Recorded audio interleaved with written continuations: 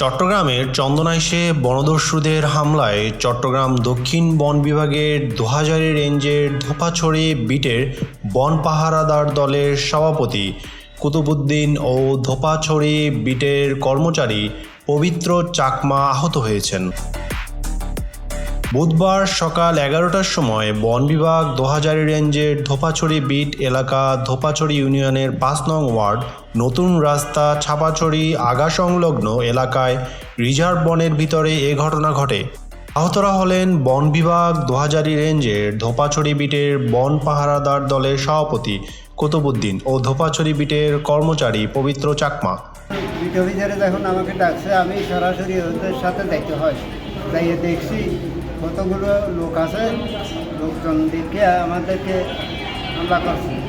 হামলা করার পরে তারপরে আমাকে একটা দা দিয়ে খুব দিছে, আমাকে একটা দা দিয়ে খুব দিছে। খুব দেওয়ার পরে আমাদের বিট অফিসারকে আমাকে নিজের সাথে নিয়ে যে জানা যায় ঘটনার দিন সকাল ১১টার সময় উপজেলা ধোপাছড়ি ইউনিয়নের ৫ নং ওয়ার্ড নতুন রাস্তা ছাপাছড়ি আগা সংলগ্ন এলাকায় রিজার্ভ বনের ভিতরে ৭ থেকে ৮ জনের এক দল বনদস্যু বনের গাছ কেটে পাচার করার প্রস্তুতি নিচ্ছে। তখনই বন বিভাগ ধোপাছড়ি বনবিট কর্মকর্তা মোহাম্মদ হৃদয় রাব্বির নেতৃত্বে বনরক্ষীরা অভিযানে যায়। অভিযানের খবর পেয়ে সংঘবদ্ধ আক্রমণ চালায় বনদস্যুরা, এতে ২ জন আহত হয়।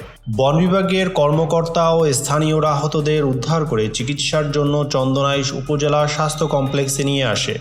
এদের মধ্যে বন পাহারাদার দলের সভাপতি কুতুবুদ্দিনকে উন্নত চিকিৎসার জন্য চট্টগ্রাম মেডিকেল কলেজ হাসপাতালে প্রেরণ করা হয়। নং ওয়ার্ড চাপাছড়ি নামক এলাকায় সংরক্ষিত বন অঞ্চলে কিছু বনদস্যু গাছ কাটার জন্য প্রস্তুতি নিচ্ছিল। বনদস্যুরা আমাদের উপস্থিতি টের পেয়ে আমাদের উপরে দেশীয় অস্ত্র দিয়ে আক্রমণ চালায়, যার ফলে আমার একজন পাহারা দলের সদস্য আর একজন স্টাফ আহত হয়েছে। তাদেরকে উদ্ধার করে আমরা চন্দনাইশ উপজেলা স্বাস্থ্য কমপ্লেক্সে নিয়ে আসি এবং চিকিৎসকের পরামর্শ অনুযায়ী চিকিৎসার জন্য চট্টগ্রামে মেডিকেল কলেজ হাসপাতালে প্রেরণ করা হয়। হামলার বিষয়টি চট্টগ্রাম দক্ষিণ বন বিভাগের দোহাজারী রেঞ্জ কর্মকর্তা সহকারী বন সংরক্ষণ AKM ইমরুল কায়েস, চন্দনাইশের অস্থায়ী আর্মি ক্যাম্প ও চন্দনাইশ থানাকে জানানো হয়। চট্টগ্রাম দক্ষিণ বন বিভাগের দোহাজারী রেঞ্জ কর্মকর্তা সহকারী বন সংরক্ষক AKM ইমরুল কায়েস ঘটনার সত্যতা নিশ্চিত করে জানান, বন বিভাগের পক্ষ থেকে মামলার প্রক্রিয়াধীন আছে বলে জানান তিনি।